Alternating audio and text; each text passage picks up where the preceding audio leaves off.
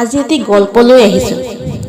Cancer আক্ৰান্ত ছোৱালীজনীয়ে তাৰ প্ৰেমিকক কৈছিল, মইতো মৰি যাম, কিন্তু তোমাক ভাল পাব কোনে? কোনে তোমাক কেয়াৰ কৰিব? কোনে তোমাক শাসন কৰিব? কাজিয়া কৰিবা তুমি কাৰ সৈতে?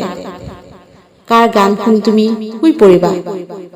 প্লিজ তুমি বিয়া কৰোৱা, মোৰ মৃত্যুৰ আগে।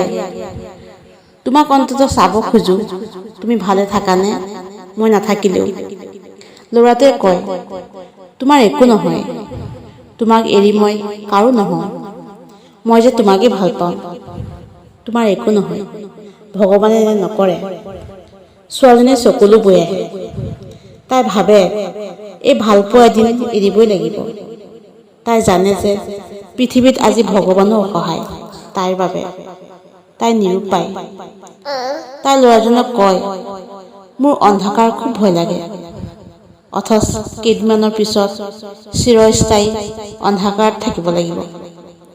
এই ঘটনা কিছুদিনৰ পিছত এদিন ছোৱালীজনীৰ মৃত্যু হয়। ল'ৰাটোৱে প্ৰতি ৰাতি ছোৱালীজনীৰ কবৰৰ কাষত বহি থাকে। এডাল এডালকৈ প্ৰতিটো নিশা মমবাতি জ্বলাই ছোৱালীজনীৰ কবৰ উলুকিত কৰে। ৰাতি সি নুশুৱে, এইবাবেই যে ছোৱালীজনী অলপো অন্ধকাৰ সহ্য কৰিব নোৱাৰে। আজি কিছুদিন ধৰি সি খুব টেনচনত আছে, কাৰণ কেইদিনমানৰ আগতে ডক্তৰে তাকো কেঞ্চাৰ ধৰা পেলাইছে। তাৰ মৃত্যুৰ চিন্তা নহয়, তাৰ একমাত্ৰ চিন্তা হৈছে তাৰো যদি মৃত্যু হয়, ছোৱালীজনীৰ কাষত কোনে ৰাতি ৰাতি বহিব মমবাতি জ্বলাই? কোনে বুজিব ছোৱালীজনী যে অন্ধকাৰ খুব ভয় কৰে?